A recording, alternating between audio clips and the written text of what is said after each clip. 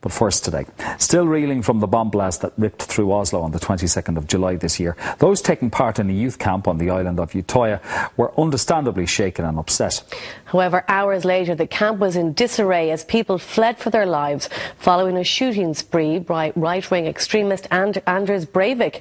Elin L'Estrange was one of those lucky to escape with her life. Well, we were sitting in an office, my brother and myself, at the summer camp, and we heard a noise, and I was sure almost at once that it was gunshots. And we heard people screaming. We heard young people that we knew well screaming and running, and we didn't know where to go, so we just sat still until the shooting started in the room next to where we were, and we could hear people being shot. Yeah, my brother locked the doors and told me and another friend who was in the room with him to close the door and lie down on the floor, so we did. And we were there for about a minute, and I remember thinking that someone's shooting, this can't be happening. And I looked at the walls and they were plaster. You could shoot through them. And it wasn't until we heard the shooting in the room next door that we realised that we had to run for it. So we had to make a run and run into the woods and down to the water.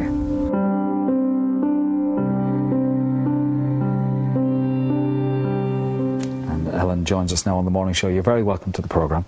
Thank you. And thank you for taking the time to come in and talk to us. And there's a particular reason why you're here in Ireland. We'll talk about that in a little while. But take us back to that weekend, because I would imagine that this is something that you had done before, and it was quite a joyful time. It was summer holidays, it was July. What was the atmosphere like around the camp before this awful thing happened? Well, it was a very good camp. It was my 5th year there, and I always enjoy it, but this year was a very good camp. We'd had visits by top politicians. I'd already made lots of new friends, and the weather had been good, and yeah, it was a great camp. We spent time swimming and playing football, and I was in charge of the newspaper for the camp. And you were one of the older ones on the island, is that right? I was, yeah. So, and I had my brother with me for the first time as well, so I was very happy about that, and he seemed to be fitting in very well. On my delegation, my area of Norway that I'm a leader of, had a very big delegation, and we were very happy with that. We were the biggest delegation this year. The camp is the Labour Youth Movement. Yeah. So it's an awful lot of like-minded people, but the atmosphere was incredibly jovial. Yeah. And then this happened. Well, initially you heard, I suppose, about the bomb blast. We did, yeah. On the Friday, the 3rd day of the camp, everything was good, and there'd been a talk by a previous Norwegian Prime Minister. She'd told us some stories from when she was Prime Minister of Norway. And it was a good day, really, when we got the news from Oslo that there had been an explosion. I remember I was sitting in this office where I made the newspaper, and one of my friends came running in, and he said, give me the news, because we had internet in that room. And I remember thinking that he was making an awful fuss about this, and then I saw that there were pictures from the Prime Minister's office in Oslo, and there'd been a huge explosion. So we just started walking around the camp, the older ones, and talk to people and check if they knew. And they did know fairly fast. Everyone knew, and people were crying, they were scared. And sort of the rumours were starting that this was Al-Qaeda, and this was it now, and this was terrorism. So the older ones, we were saying it could be anything. It could be a gas explosion. And that wasn't true, because I knew very well that there's no gas that can explode in this area. But we just tried really hard to keep people calm. Because some of the children wanted to leave, didn't they, and go back to Oslo at that point? They did, yeah. And some of them are young, and the older ones tried to sort of take responsibility. And some wanted to go, but we told them that it could be dangerous in Oslo, and there might not be a bus going into Oslo, and that Utøya was a very safe place, which we said, believing it to be, and which it was up until a few hours later when everything went wrong. Your brother thought at first that somebody had let off firecrackers, or there was somebody pulling off some kind of a joke.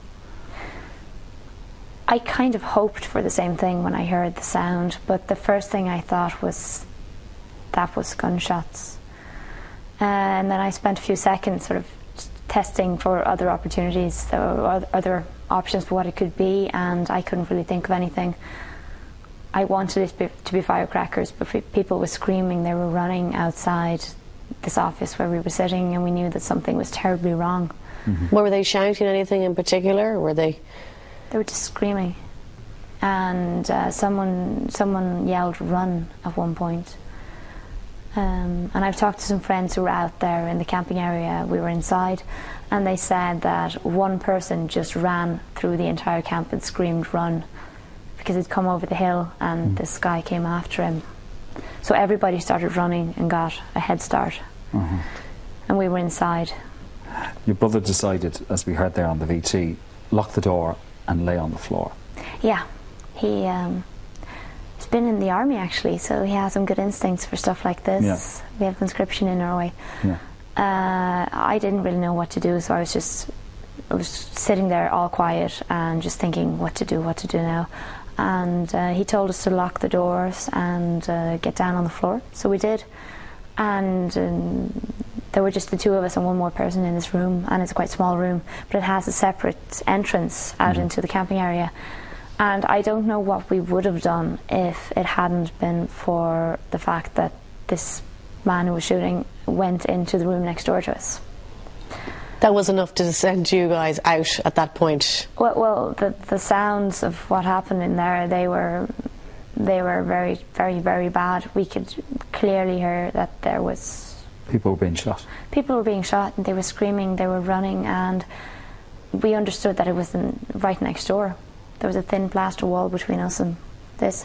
So we unlocked the door to that room, and then we unlocked the other door as well that goes out into the camp, and we just ran for it. You say when you ran, you go into survival. You went into survival mode. I did, yeah. I was hardly able to think for that entire time that I was on the island. I was just so terrified that it's hard to explain actually how scared I was. But I must have run so fast as well. I must have flown down the hills there.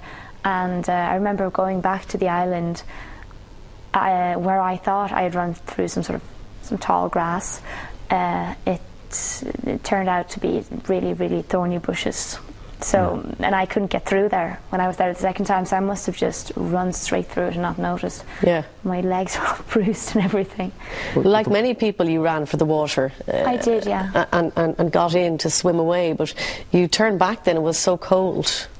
Yeah, I got into the water. I asked my brother how many bullets are there in a weapon, and he said that there's no limit to that. So we decided we had to swim, and we ran down to the water, and I ran straight into the water and just threw my mobile phone and everything away. I didn't need that. But then my brother told me that this was too cold and I had to come back because it was dangerous. Now we're used to swimming in cold water in Norway, but this was was worse than... But by the time you swam ashore, there were more people on the shoreline. Yeah, they'd been there all the time, I think. I just hadn't seen them. But we were group hiding there. I remember that people had very, very, very strange expressions on their faces. They had huge eyes and they looked just shocked, and nobody was saying a word. And everyone was just looking around and listening for sounds, and nobody was talking. I knew a few of the people there well, and there was just no recognition in their eyes. People started waving at you frantically. You took that as an indication he's coming towards us. Well, I never knew this actually. I've discovered this afterwards. All I know was that we were sitting there at the edge of the water, a group of us, and all of a sudden the people nearest to me are throwing themselves in the water at great speed and running out into the water, and I didn't stop to check what was going on. I just ran into the water and swam, and it wasn't until about 50 metres later that I discovered that my brother and all the other people I'd been with were still on the shore. Okay. So... did you hear bullets at this stage? We heard bullets being fired all the time, but they were... into the water, or...? No, he wasn't where we were, but he can't possibly have been more than 400 metres away at any point in time. So they were further away than they had been. But they were coming closer, and when I was in the water, I just decided that I'm not staying on the land here. I'm just going to try to swim for it. So I was one of the first people in the group, the first group that swam, which obviously means that we weren't sure that this was possible. But we swam, and adrenaline got you there, I imagine. In the end, you just I never noticed that the water was cold until I was about halfway over. Your brother, he swam across as well. He did, but he didn't start swimming until about 10 minutes after I left, I think. But he's a faster swimmer than me, so he caught up with us fairly fast. He recalls that he looked back and he could see a silhouette on the shoreline. Yeah. He swam when the person who did this arrived, while I swam a while before that, so I was lucky I never saw him. So we just swam basically across.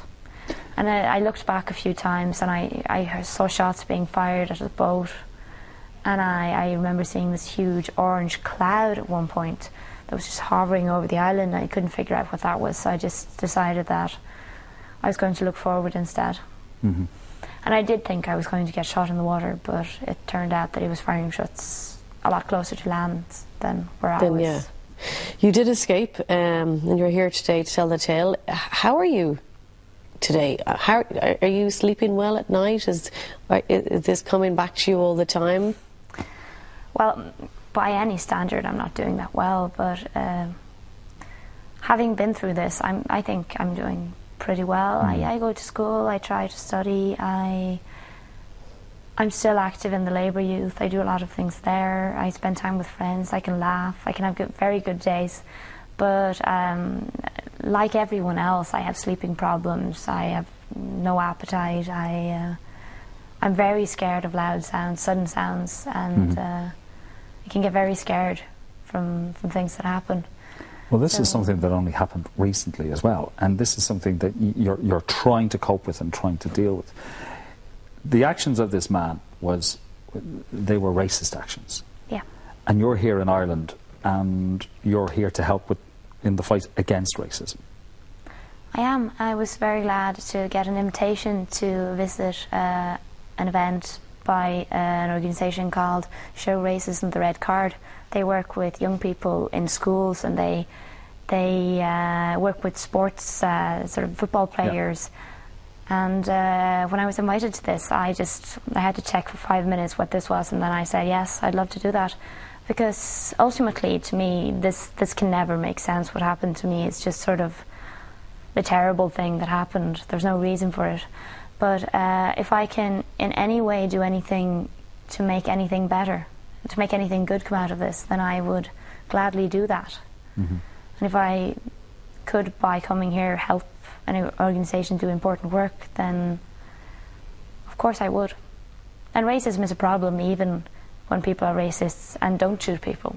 It's a problem with non-violent racism as well.